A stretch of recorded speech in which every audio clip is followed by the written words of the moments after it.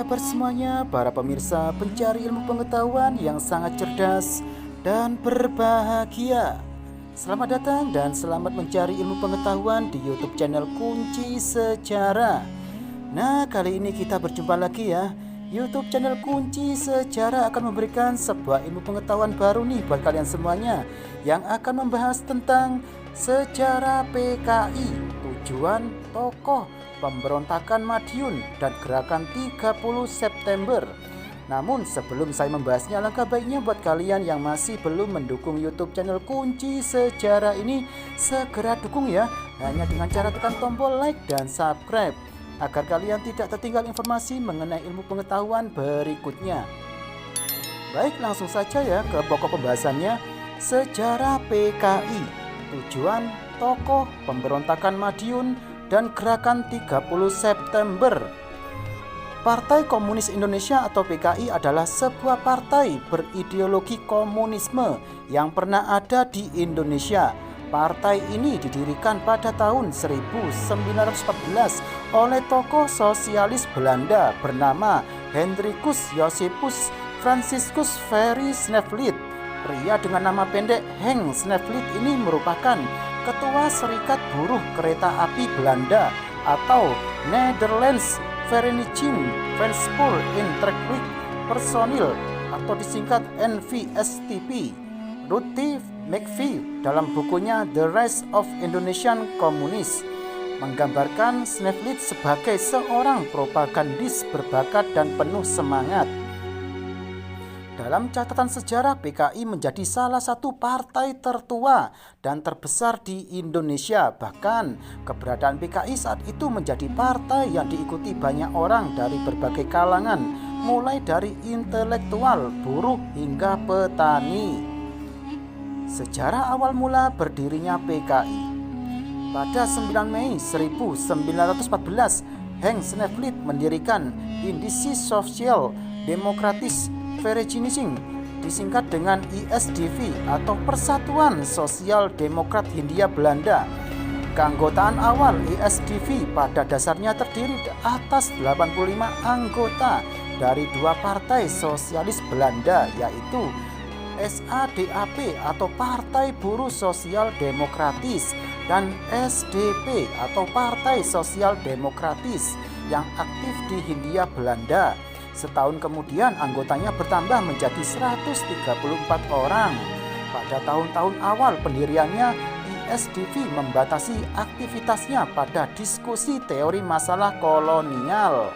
Gerakan SSDV tidak berkembang karena tidak mengakar dalam masyarakat Indonesia. Masa-masa itu pulang beberapa anggota ISDV juga merupakan anggota Sarekat Islam atau SI yang popularitasnya sedang melejit. Salah satunya Samoen yang pada 1914 SI Surabaya yang dipimpin oleh HOS Cokro Aminoto. Cokro Aminoto merupakan guru politik Samoen. Samoen kemudian memimpin SI Semarang dan mengorganisir pemogokan buruh. Ia juga menyatakan sikap perlawanan terbuka secara politik terhadap pemerintah kolonial Belanda. Snevely sendiri kemudian diusir dari Hindia Belanda oleh pemerintah kolonial Belanda. ISDV kemudian bersalin nama menjadi Partai Komunis Indonesia pada Mei 1920 di Semarang.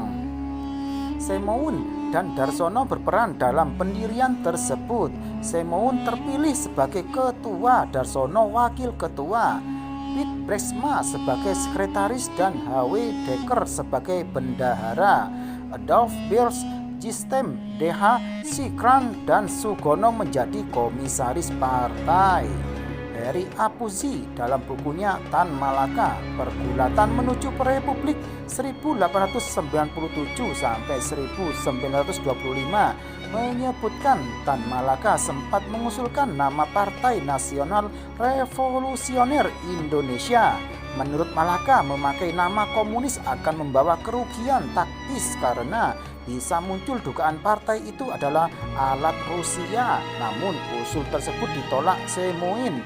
Tan Malaka sempat pula menggantikan Samoen sebagai ketua PKI pada 1921. PKI sempat melancarkan pemberontakan pada pemerintah kolonial Belanda pada 1926, tapi berhasil dipadamkan. Tokoh dan ribuan anggota PKI dibuang ke Bohen Wigul. Adapun tujuan utama PKI adalah untuk menantang imperialisme dan kapitalisme pemerintah Belanda dengan membangun serikat pekerja dan untuk mempromosikan pentingnya kesadaran politik di antara para petani. Tokoh-tokoh PKI: Heng Sneflit, Muso, Dipa Nusantara Aidit, Amir Sarifuddin, Simeun Joto, Utomo Ramelan, Abdul Latif Hendraningrat, Alimin Prawirodirjo, Darsono Misbah. Pemberontakan Madiun 1948. Pada 18 September 1948 terjadi pemberontakan PKI Madiun bertujuan menggulingkan pemerintahan yang sah yakni Republik Indonesia dan menggantikan landasan negara. Gerakan ini diketuai oleh Amir Sarifuddin dan Muso. Tak hanya berusaha menggulingkan pemerintahan Indonesia, pemberontakan PKI di Madiun juga bertujuan membentuk negara Republik Indonesia Soviet, mengganti dasar negara Pancasila dengan komunisme, dan mengajak petani dan buruh untuk melakukan pemberontakan.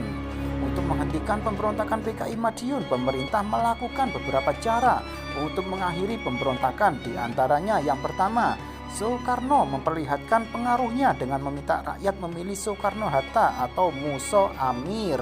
Yang kedua, Panglima Besar Sudirman memerintahkan Kolonel Gatot Subroto di Jawa Tengah dan Kolonel Sungkono di Jawa Timur untuk menjalankan operasi penumpasan dibantu para santri.